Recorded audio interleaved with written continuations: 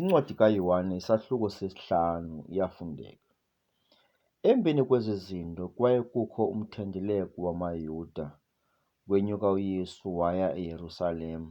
Ke kaloku kukho eYerusalem apho ngokulezimvu isango ichibi ebekuthiwa ukubizwa yiBhetesayida ngesiHebhere, lineeveranda ezintlanu. Kwakulele kuzo inkitha eninzi yemilwelwe, iimfama, iziqhwala, abome umzimba, belindwe ukuzanyazanyiswa kwamanzi, kuba isithunywa sezulu ngexesha elithile besisihla singene echibini siwagxobha-gxobhe amanzi.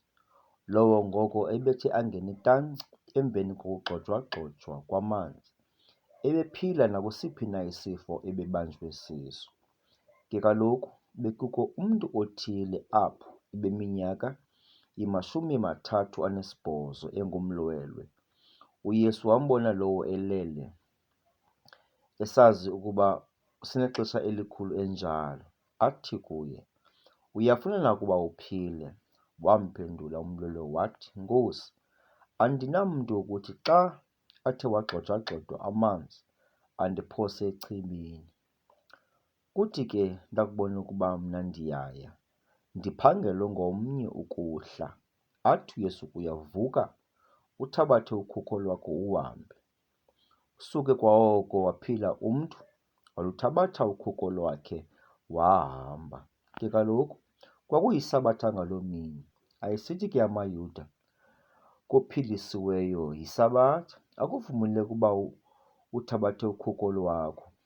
Waphendula wathi, "Owandiphilisayo nguye owathi kum, thabatha ukhukho lwakho uhambe." Ambuza ngoko esithi, "Ngubani na lo mntu uthe kuwe, thabatha ukhukho lwakho uhambe?" Ke kaloku uwaphiliswayo ebengamazi ukuba ngubani na, kuba uYesu wathi shwaka wakubona ukuba kukho isihlwele kuloo ndawo. Emveni kwezo zinto uYesu wamfumana etempileni, athi kuye, "Uyabona, uphilile, musa ukuba sona, ukuze ungahlelwa yinto embi kunaleyo." Wemka umntu lowo, waxela kumaYuda ukuba nguYesu omenze waphila. Ngenxa yoko yamtshutshisa uYesu amaYuda efuna ukumbulala, ngokuba wayesenza izinto ngeSabatha. Waphendula ke uYesu wathi, "Ubawo uyasebenza kude kube ngoku, nam ndiyasebenza." Ngenxa yoko ke ayefuna ngakumbi amaYuda ukumbulala, ngokuba ebengaphuli Sabatha yodwa, wayetshilo nokuthi uThixo ngowakhe uyise, ezenza olingana noThixo. Waphendula ngoko uYesu wathi kuwo, "Inene, inene ndithi kuni, unyana akanakwenza nto ngokwakhe engathanga abone uYise eyenza, kuba izinto esukuba ezenza yena, ezo wayezenza unyana kwananjalo, kuba uYise uyamthanda unyana, ambonise izinto zonke azenzayo yena. Uya kumbonisa nemisebenzi emikhulu kunale ukuze nina nimangaliswe.